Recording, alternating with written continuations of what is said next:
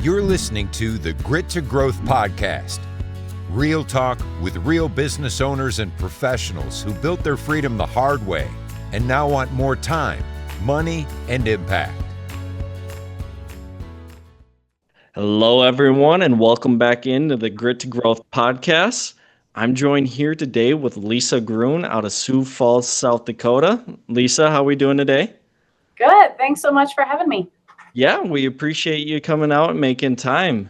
So, Lisa, can you start with what your journey on becoming a professional has looked like and what you're doing today?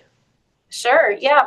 So I grew up in a small town in South Dakota, like many of your listeners, I'm sure, and started following my parents' path in healthcare. Back when I was a senior in high school, I finished my EMT certification and volunteered on the local ambulance, and then continued to South Dakota State University and the South Dakota Army National Guard. Really building my network and identifying kind of what path I wanted to take. For the past 20 plus years, I've been working in healthcare quality, really identifying ways that we can improve patient experiences and outcomes across a variety of different healthcare areas. And so I've worked in oncology or cancer support. I've worked in Alzheimer's support, and now continue to focus really closely on patient experiences across the board throughout healthcare.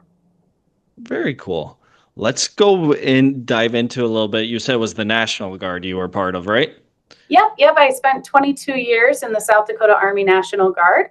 I had what I like to think of as the absolute coolest job in the South Dakota Army National Guard. I was a musician.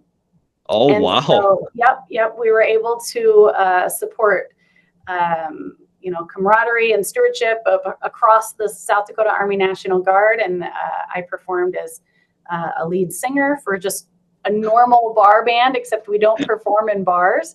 And so we really had the best job. I met my husband there, and he was the bass player in the band that I sang with. And then also did taps for funerals and ceremonies and French horn for ceremonies, just like you see on TV. So it was really an honor to serve our communities and our governor through that role. It's very cool. How many instruments do you know how to play then? Just the two and voice. So and voice. Trumpet, that's yeah. You can ask anyone who's heard me sing. I haven't mastered that instrument yet. No. It's about the joy of doing it, not necessarily how it sounds. That's a good way of putting it. So did you join then while you were still going to school? I did. I joined when I was just before I became a senior in high school, back in 2000. And our unit is a little bit unique. You have to audition to get into our unit. And so I auditioned, went to basic training right after graduation. 2 days after graduation, I hit the road and spent the summer in South Carolina and doing push-ups. One way to celebrate. Right. Yeah. And then I came back and I was able to perform with that unit for 22 years right alongside my husband. Wow. That's amazing. So would you, going back, talking a younger version of yourself, would you still recommend doing school and the National Guard at the same time? Oh, 100%. Yes. In fact, I think joining the South Dakota Army National Guard, I'm not a recruiter at all. I'm just saying it was the best decision I made in my life. I learned it's essentially the thing that made me an adult. I learned how to, make decisions and critically think and balance a lot of different tasks and people all at the same time. Really important skill building career. And we are a small, tight-knit unit. And so you essentially build your family through that unit. And I think probably anyone who you talk to in the military has a similar story, that you have a new understanding of the different lives of people. And you really surround yourself with diversity and an appreciation for all of the different perspectives that come into your life. I can absolutely believe that. So tell me then from National Guard, what was kind of getting into your career then? Obviously, you're doing it alongside of that, so you pretty much grew up that way. Give me the story of that a little bit. Yeah. So in college, I started working at Advance, which is a organization that supports people with disabilities in group homes, independent living, and vocational aspirations. And so my work there really influenced the rest of my career in healthcare. I worked in several group homes supporting people with their daily lives, helping make meals and get people ready for the day and getting off to their jobs, making sure that people stay safe and are able to make decisions about their own life to remain independent and safe. And so that work led me to continue work in disabilities and mental health. And so I did that for quite some time and moved down to Sioux Falls when my husband became the high school band director in Harrisburg back in 2008 or so. And so, yeah, worked in the disabilities and mental health field for years. Remained in nonprofit, as I mentioned before, in oncology and Alzheimer's. My mom was diagnosed with Alzheimer's in 2017. And so that really led me down the path of focusing on older adult care, geriatrics, specifically dementia and Alzheimer's. And so I was able to support the Alzheimer's Association for several years doing that work, which also led me to a recent TED Talk on the topic of finding dignity and joy in Alzheimer's disease. And so a really important way to share that message. Yeah. 100% it is. That's a disease that it affects everyone who's ever even been remotely close to it. My grandma also had it, and yeah, Sure, I'm sorry. It is definitely, as I'm sure you talk to most people, always pretty close to heart subject. Yeah, it certainly is. Yeah, and everyone's impacted. There are 7 million people in the U.S. currently affected by it, and so we know that caregivers are impacted by mental health challenges as a direct result of being caregivers. We know that sometimes dementia is difficult to diagnose and it takes some time and some waiting and some patience. And so one of the efforts happening in healthcare right now is to have a better understanding of how can we do that more efficiently and effectively, and then at the same time also support those family care partners. Yeah, very cool. Well, did you say you actually lived in Harrisburg or were you living in Sioux Falls, or still do? I live in Harrisburg now. Yep, but I work in Sioux Falls. So you've really been able to see that community grow throughout the years. Is there any real particular groups or organizations that you'd like to talk about from there? Oh yeah, so I've spent the last 6 years on the Harrisburg School Board, and so it's been a joy to really impact the growth of the community through education. We have schools in the Harrisburg School District that span over the Sioux Falls city lines, and also in the Harrisburg School and our city district, and so it's important for us to have an understanding of what that full geography looks like and the needs of people across that area. It's been an absolute joy. I actually just finished my final term last week, and so learning how to spend my Monday nights again. Getting the time back, huh? Yeah, absolutely. All right, Lisa. Well, I've got a set of some rapid fire questions if you are willing to do some of that. Yeah, happy to do that. All right. Let's start with what's your go-to karaoke song? Oh my gosh. Probably anything by Paramore. Oh, wow. I wasn't expecting that. Okay. All right. This might be interesting. If you could live in any decade, which one would you pick? Oh. I will pick the 20s. 20s. All right. Give me a little bit of reason why. Oh, I think there were a lot of fun, there was a lot of growth in jazz. Music scene was really taking off and diversifying. Women were really taking a front center stage and their voices were becoming heard. A really cool time for change. Those are great reasons. What's a hobby that you picked up that totally surprised you? Gardening. Apparently, I'm an old lady now. I didn't even know it. Yeah, I didn't garden really at all. And then I learned about permaculture. And so now I spend a bunch of time, figuring out which native plants I can stick in my yard.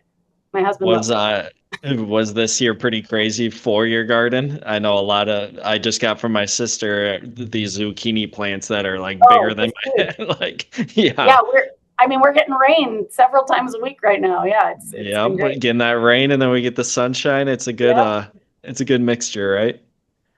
All right. What's your guilty pleasure for a TV show or movie? Oh, my husband and I have watched the West Wing series countless times. So it's always something we go back to. It's either that or The Office. Always good to go back to Yeah, the right, right. office. All right, and then these ones are going to be a little bit more kind of like business type questions. What's a belief or practice that you've changed your mind about recently? Hmm. Being on the Harrisburg School Board helped me to realize that the decisions aren't made on the day that the vote is made. And so Mm, staying involved in the public service process is really the best way to make an impact, regardless of your political affiliation.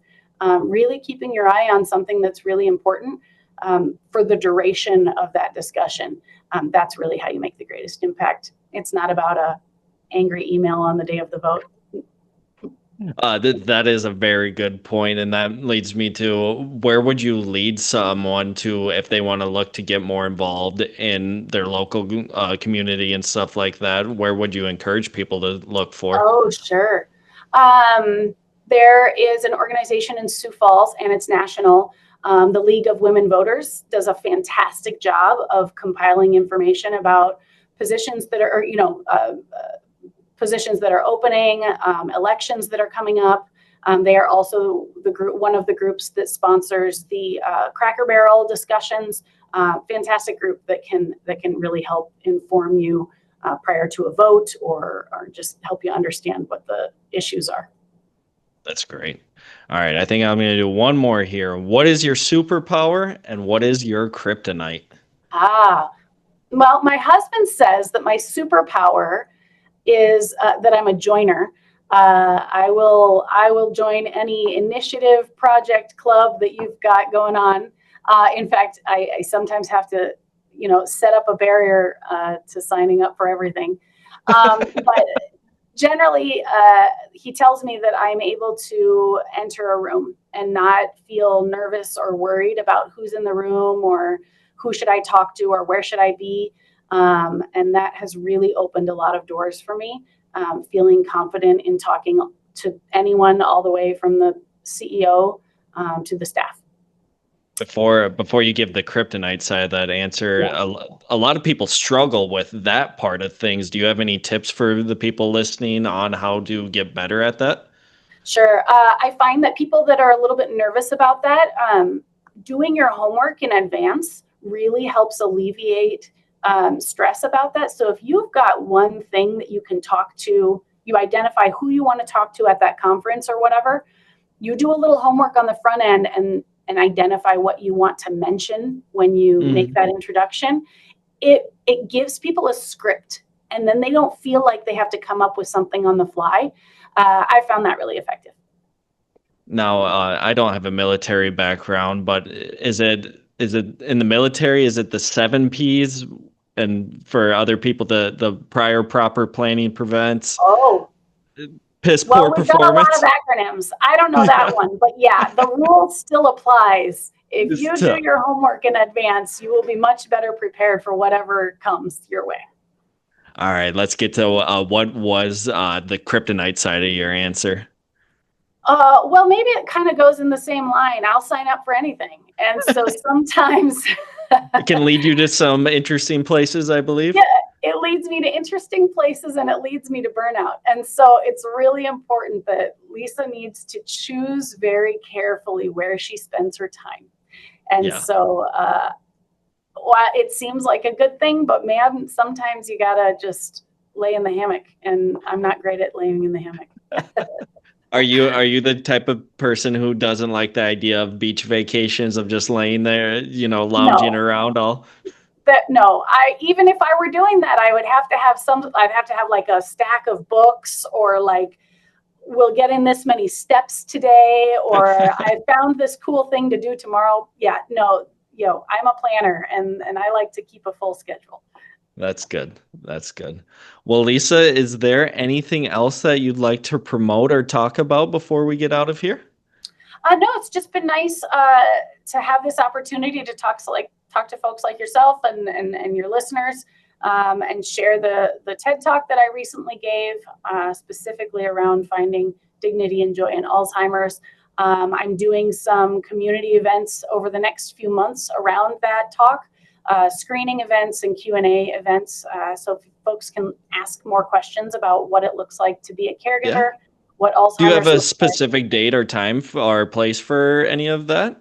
Well, on August 5th, I'll be at the Inn on Westport. It's an assisted living facility that's a public event where we'll be watching the TED Talk and then having a little Q&A session after.